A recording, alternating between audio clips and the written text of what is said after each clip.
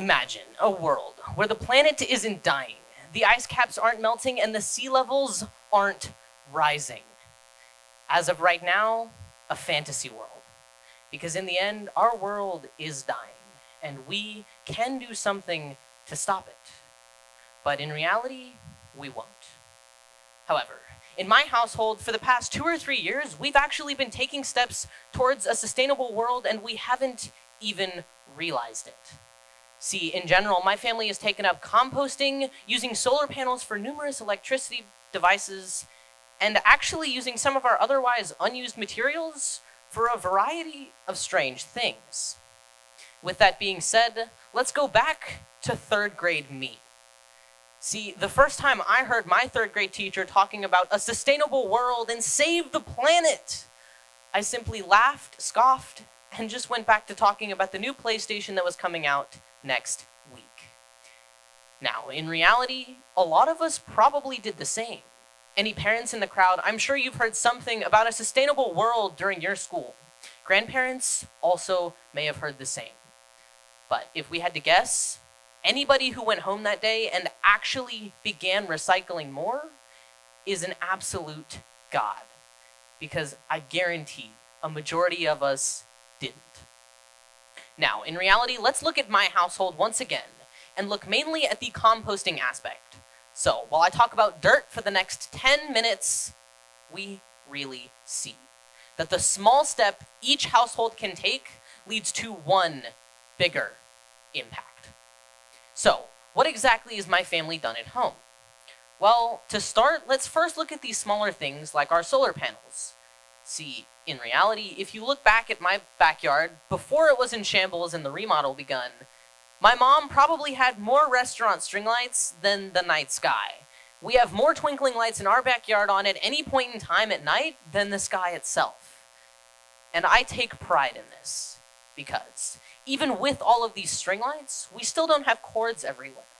Now, as my mom put it, when we used to have cords, a tornado had hit our backyard, and only our backyard.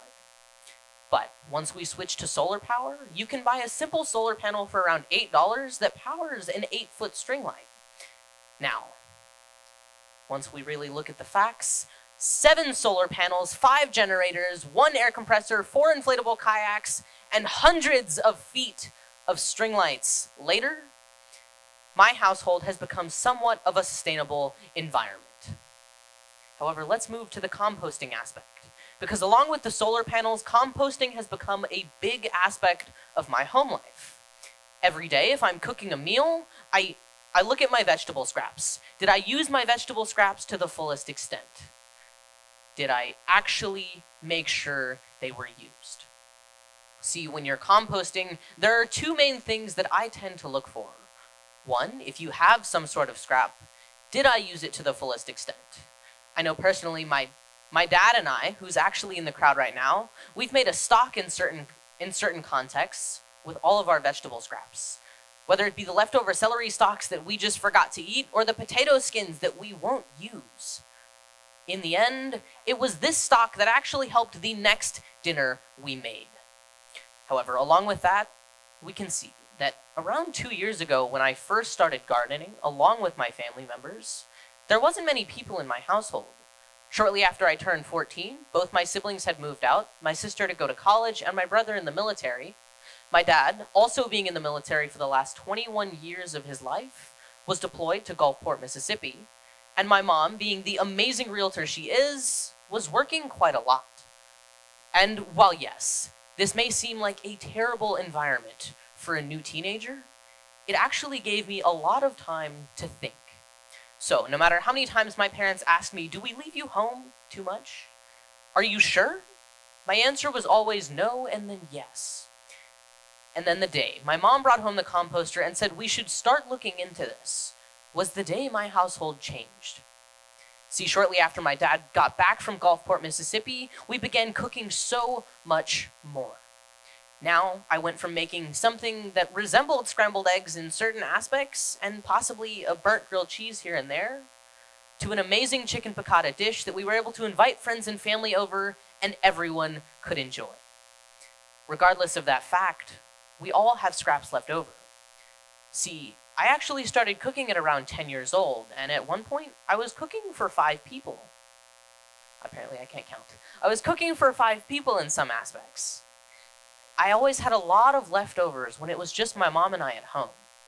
So, we always had leftovers, which meant less space in the fridge. And we always did something with them that ended up being completely useless.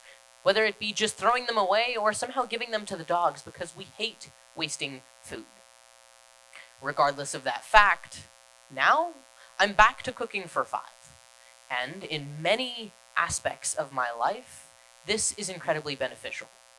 While yes, our fridge is still constantly full, we always do something with the leftovers.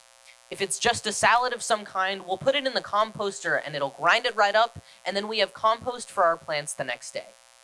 Not to mention that my family and I used to have a bonfire almost every weekend, and this produced a lot of ash. One thing many people don't realize is that the ash from these bonfires can actually be used in your plants as well. You see, we ended up putting all of the ash on our plants, and this caused them to grow a lot more. Along with the compost, we started producing a massive amount of vegetables. And as I produced these vegetables, I realized that in the end, looking back at everything I had made, producing my own crops made me realize the true value of everything I had. Now, in reality, it's been quite short. 2 years of my life has been spent composting, and I'm currently 16. For the original 14 years of my life, I was probably incredibly wasteful, and every time I laughed and scoffed at my teacher when they mentioned a sustainable world, I can't help but think, could I have made a difference? Can you make a difference? When Neil Armstrong set foot on the moon, he said, "One small step for man, one giant leap for mankind." As we reach beyond our own planet and even our own solar system, we continue to utter these words. However, as our planet continues to die and fades away by just 2030, we re-look at those words, because one small step for a household can mean the difference for the entire planet. So go home and try composting, because it's really not as gross as many people think. And in the end, it's also incredibly enjoyable. The memories I've made and the things that I've made have all made a huge impact on my life. And it can make one on yours too. So take that one small step and think that if your garden either grows or dies, you still have the memories and the dishes.